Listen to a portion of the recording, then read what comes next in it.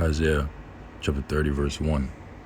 Woe to the rebellious children, save the Lord Yahweh, that take counsel, but not of me, and that cover with a covering, but not of my spirit, that they may add sin to sin, that walk to go down into Egypt, and have not asked at my mouth, to strengthen themselves in the strength of Pharaoh, and to trust in the shadow of Egypt. Therefore shall the strength of Pharaoh be your shame, and the trust in the shadow of Egypt your confusion. 1 Thessalonians chapter 5, verse 3. For when they shall say, peace and safety, then sudden destruction cometh upon them, as travail upon a woman with child, and they shall not escape. In the news, from the CNN, America is on edge, and that's bad news for the White House.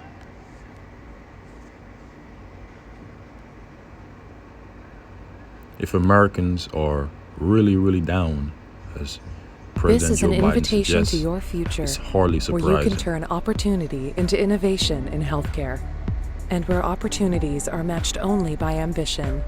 This is Abu Dhabi's world-class healthcare sector.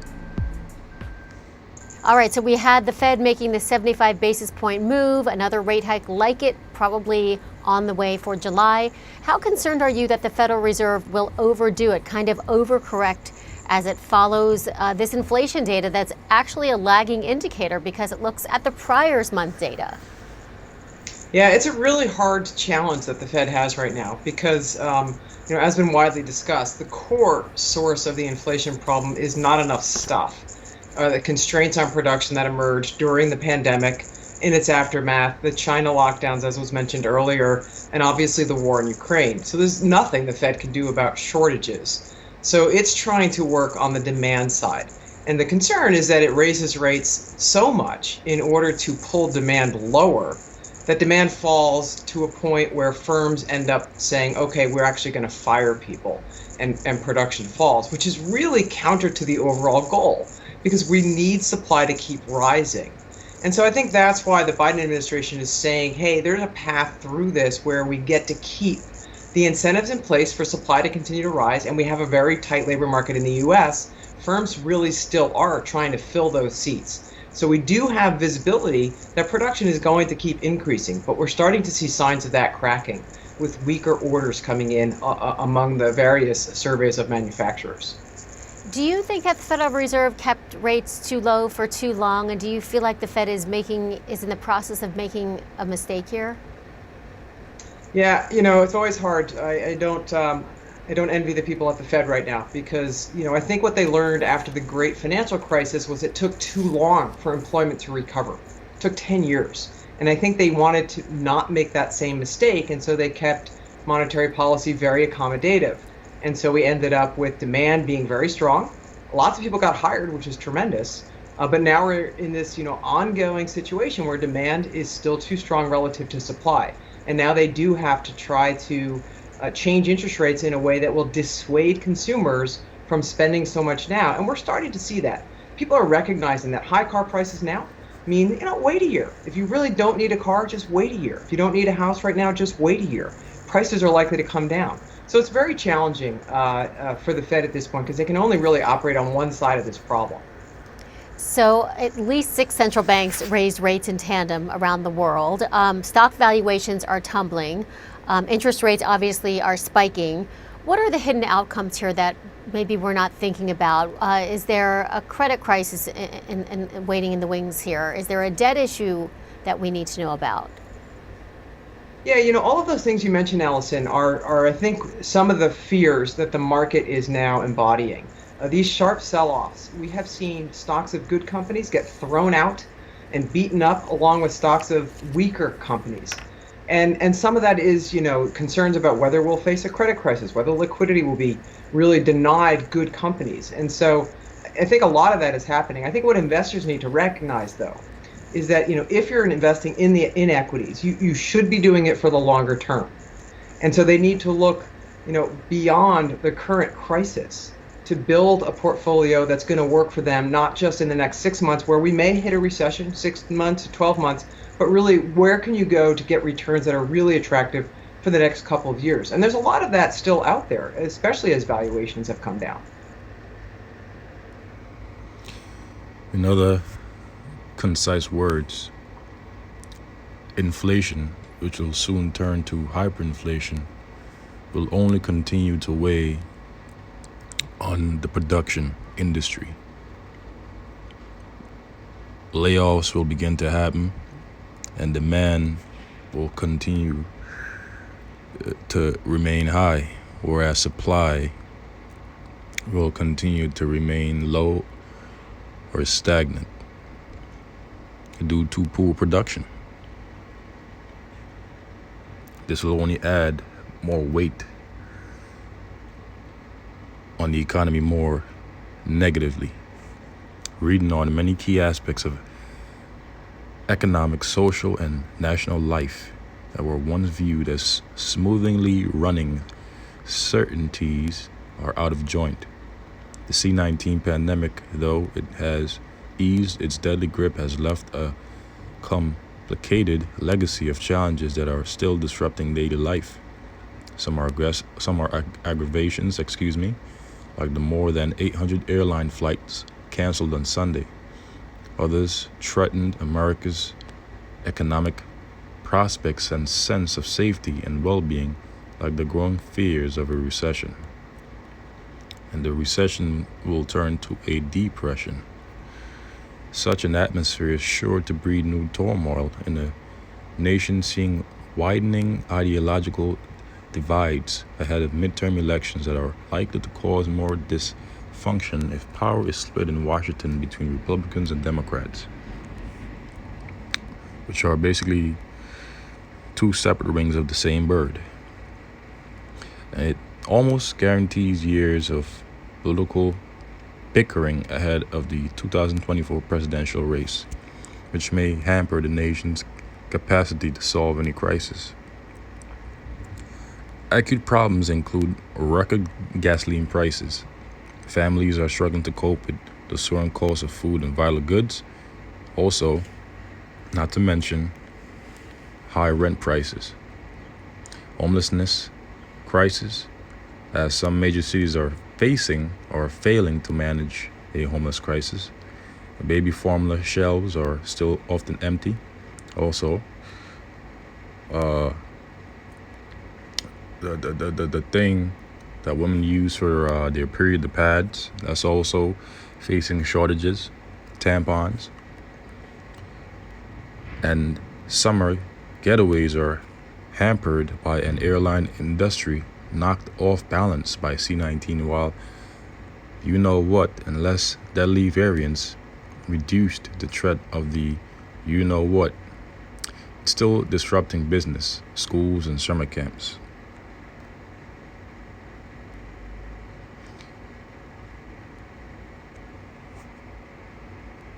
This is an invitation to your future, where you can turn opportunity into innovation in healthcare, and where opportunities are matched only by ambition. This is Abu Dhabi's world-class healthcare sector. What's in a number? Specifically, that number. The number everyone can't stop noticing these days. Here in California, they publish a breakdown of what actually goes in the cost of a gallon of gas. So we're gonna focus on them.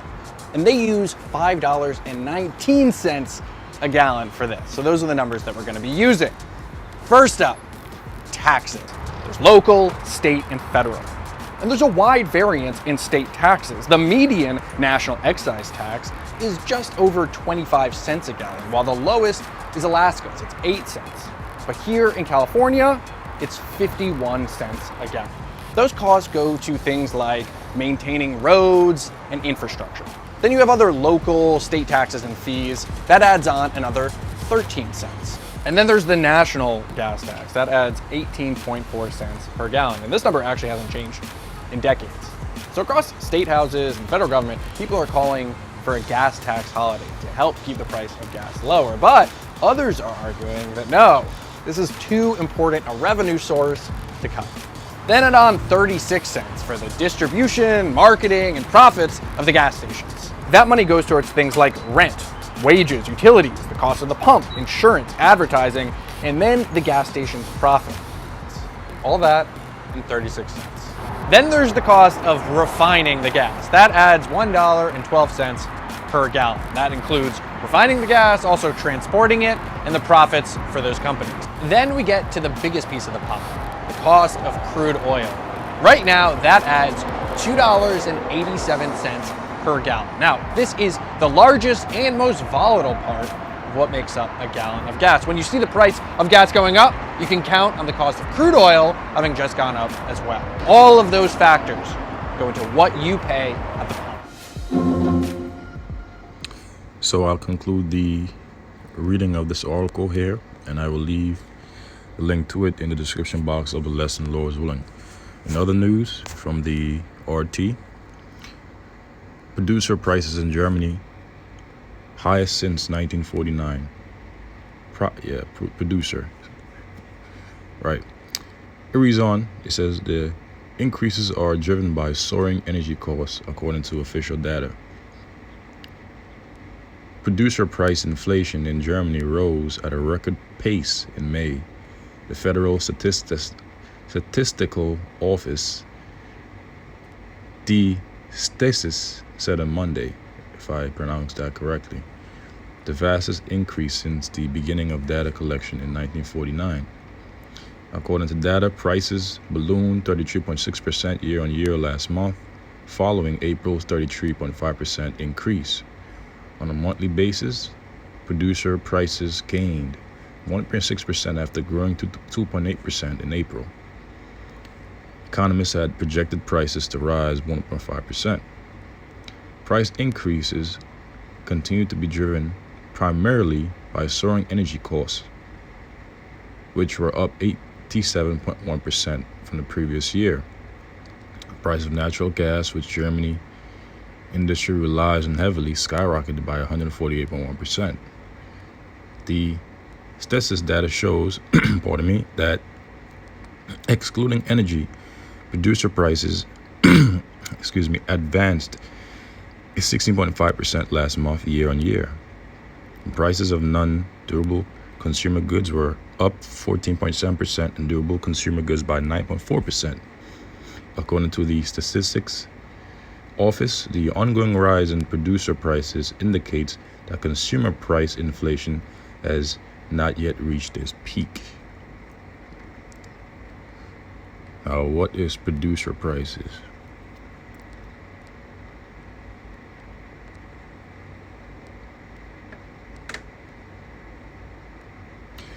A producer price index is a price index that measures the average changes in prices received by domestic producers for their output.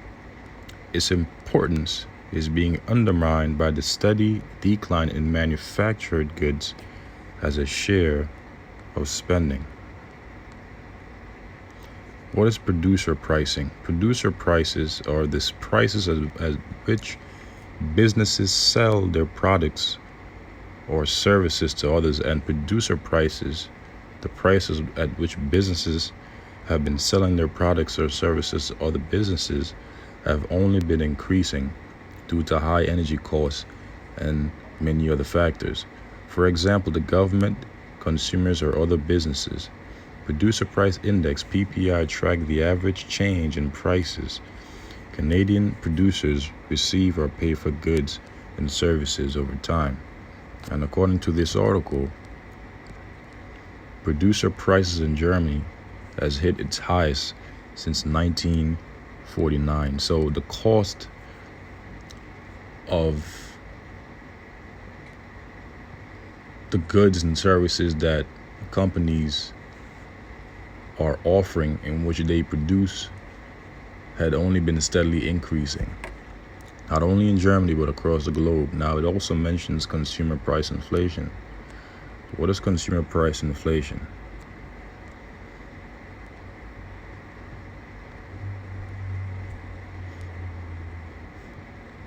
Well, you all understand what the CPI is, but What is consumer price inflation?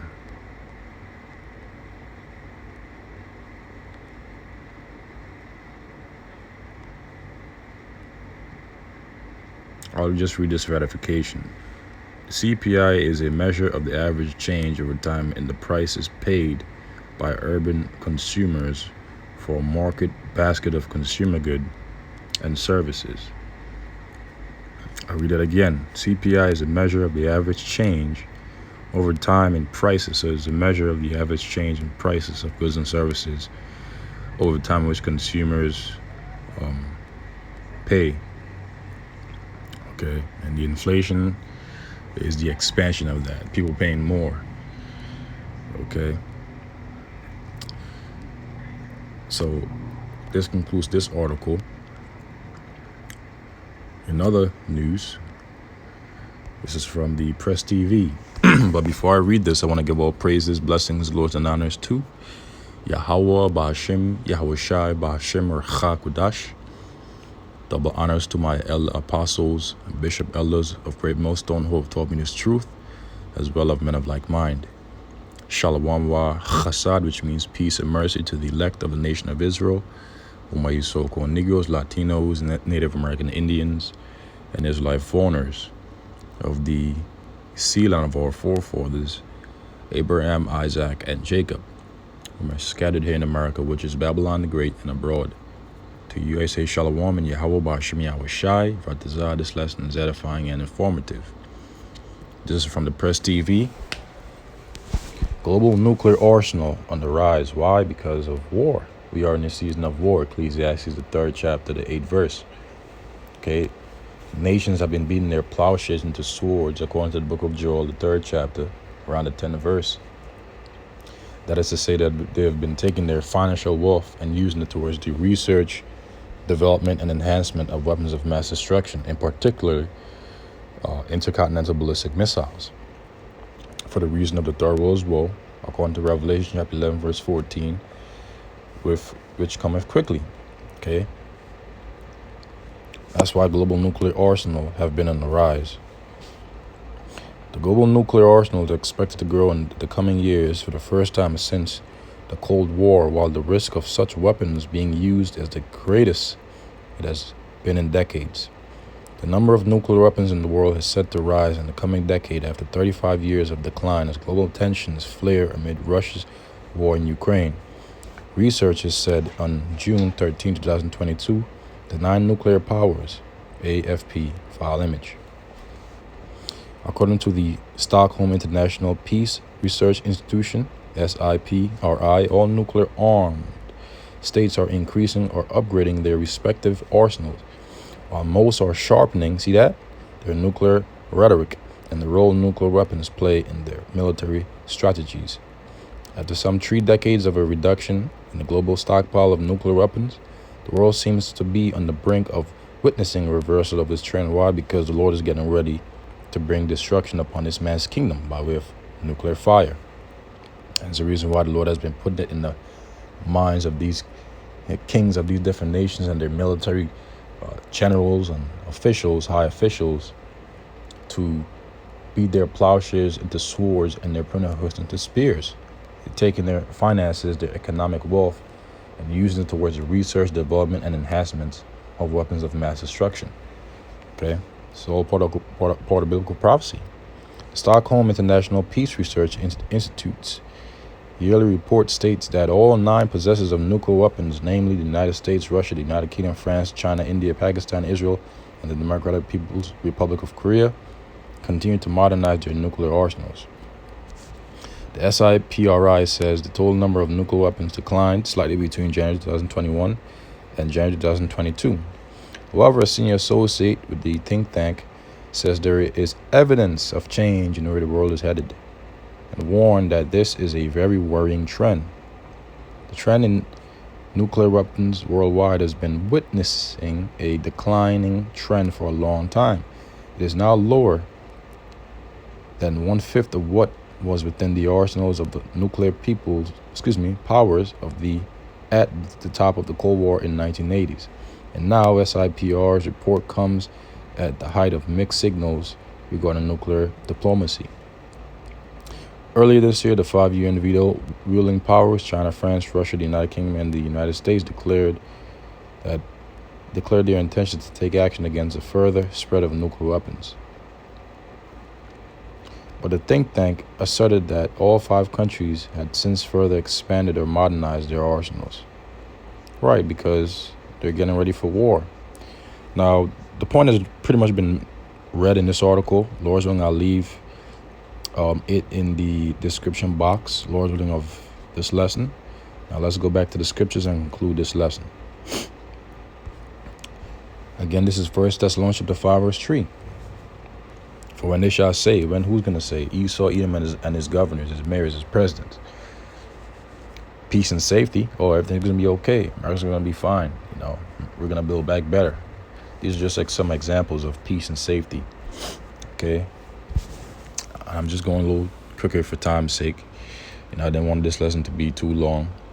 It says, then sudden destruction cometh upon them as travail upon a woman with child. Right, so sudden destruction is gonna come upon those that believe in Esau, Edom's system. That's why the scripture says that their trust in the shadow of Egypt is going to be their confusion, and in Pharaoh their shame. Why? Because sudden destruction is going to come upon them as travail upon a woman with child. So as birth pains come upon a woman with child in the 9th month when she's about to expect, so will sudden destruction come upon 2/3 of the nation of Israel when they will be guaranteed peace and safety by the elites and the local presidents and governors and mayors of Esau, Edom, here in America, Babylon the Great, and across the globe. As travail upon a woman with child, and they shall not escape. Right, so they're not going to be able to escape the wrath of Yahweh Bashem Yahushai in the times to come. They're going to die of grievous debts, in fact, as it is written here in Jeremiah chapter 16, verse 4. It reads, they shall die of grievous debts. Right, when the sudden destruction come upon them. And what's going to be the cause of that? The sword to slay, the dogs to tear, the fowls of the heaven, and the beasts of the earth to devour and destroy, according to Jeremiah chapter 15, verse 3, the 4 kinds. Right? It says, they shall not be lamented, neither shall they be buried, but they shall be as dung upon the face of the earth, and they shall be consumed by the sword, and by famine, and their carcasses shall be meat for the fowls of heaven and for the beasts of the earth. Right? What is a sword? Modern day gun. Esau Edom's technology. Because the sword is Esau Edom's blessing. In fact, Esau Edom is the sword of Yahweh, according to Psalm chapter 17, verse 13. Okay? And their blessing was and is the sword, with the chief of their blessing being the ICBM nuclear missiles, which are the weapons of the Lord's indignation, in which he will use to destroy this man's kingdom. And so his own blessing will be his destruction. Okay? For thus saith the Lord Yahweh, enter not into the house of mourning, neither go to lament for, nor bemoan them. For I have taken away my peace from this people, saith the Lord Yahweh, even loving kindness and mercy. Right, that's what the Lord said this in Jeremiah chapter 15, verse 5. For who shall have pity upon thee, O Jerusalem, or who shall bemoan thee? Or who shall go aside to ask how thou doest? Thou hast forsaken me, saith the Lord Yahweh, thou art gone backward. Therefore will I stretch out my hand against thee and destroy thee. I am weary with repenting. See that? So the Lord is going to destroy 2/3 of the nation of Israel in the coming evils. So with that, I'll conclude the lesson here. Lord's willing, and was edifying to the elect. Until the next Lord's willing, I say shalom.